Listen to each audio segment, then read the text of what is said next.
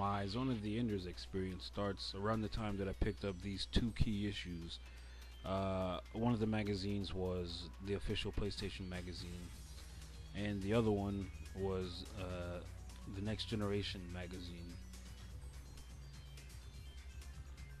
I remember these magazines going into details about some of the gameplay mechanics. They had various pictures of the actual gameplay. I mean, the graphics at the time, spectacular, amazing. I mean, you go down the list of those type of words. Zone of the Enders looked like it. Now, at the time, I wasn't a huge Hideo Kojima fan. I was a big fan of the game Metal Gear Solid. So once I read and found out that he was going to have some type of involvement in the making of this game, it got me interested. For some reason, though, I wasn't a day one person to pick up this game. I was probably like a week one person. My friend actually picked up the game first alongside of the Metal Gear Solid 2 demo, which we played over and over and over. But I remember being amazed and stunned by the game. I mean, the sound. My friend at the time had a pretty good sound system in his room.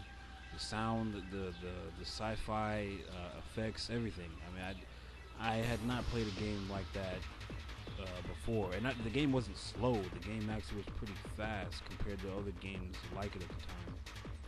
Now, before that, I think on the PlayStation 1 there was a game called Omega Boost that when I went back and looked at it recently, some of the gameplay mechanics there are very similar.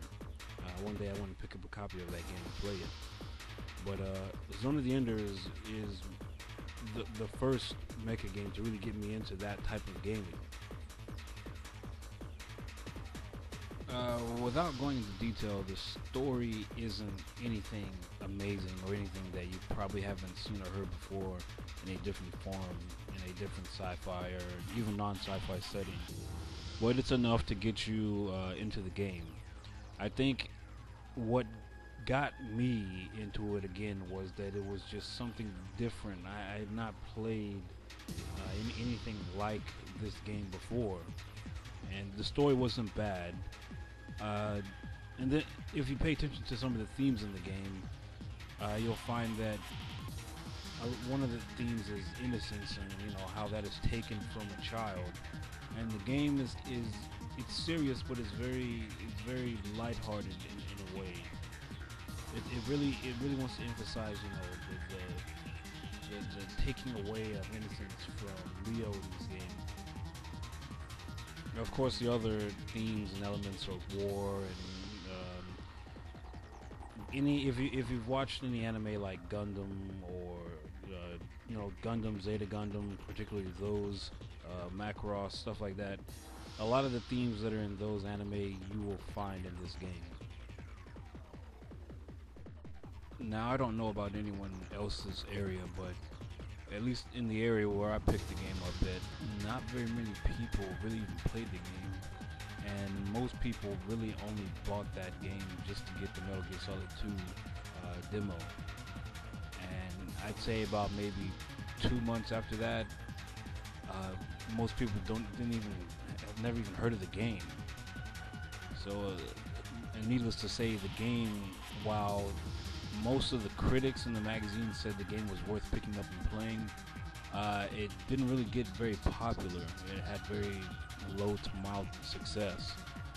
But personally, and there are many other people like me as well, it really struck a chord with us. And as you can see with this game and the other game, it has developed a pretty good cult following.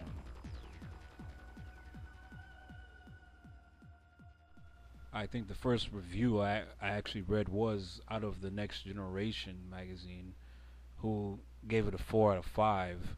Again, basically saying the game's worth playing. It's A quality, but still, it was kind of a hit or miss for most people. I'm not even sure if most people are even ready for that type of game, or even if the general public is even interested in that type of game. I personally consider this game to be kind of like a test, phase one, to see how Hideo and his crew wanted to create this type of game, this type of atmosphere. It was kind of like laying the groundwork for the next incarnation that was actually a pretty good success compared to the first one. Now, of course, with the second game, I had been following, little tidbits and details all the way up to the demo release on the official PlayStation magazine, and I remember clearly, me and a buddy of mine had both actually got the magazine at the same time. We went home, played the demo, we went to school the next day, completely stunned and amazed. The anime cutscenes, bigger, badder, faster, all of that was this game, and Hideo Kojima actually took more control over this one than he did the other game. I mean, the artwork. I mean, the detail that they took into drawing all those little cells and all the sequences, just in the anime cutscenes. The CGI, the graphics. I mean, just play the game. I mean, I can't wait for them to actually. I wish they would come out with an HD version of both of these games. But the game still to this day, when you look at it through the TV, still looks stunning. The gameplay mechanics, again, faster, quicker. I mean, the game stays pretty intense. It might slow down a few times, but I mean, you get epic space battles, epic spaceship battles, wars. It's all in there, and then the story itself is very intriguing. It keeps you interested enough to keep going, and of course you have Leo returning. He's older this time, and he's trying to be more badass. But of course, the real badass, even though his name is kind of corny, is Dingo, which I think his name kind of suits the game, the way the game is, the atmosphere, the story around it, the characters and all that. I think his name fits in there, but it does kind of sound a little bit silly. But that's all besides the point. Now, I purchased this game day one. Went to Best Buy. I think I was like the only person in the store to buy this game, and this was in the afternoon on the weekend, and they had a full 3 stacks of the game, and I'm pretty sure I was the only one to pick up the game at the time.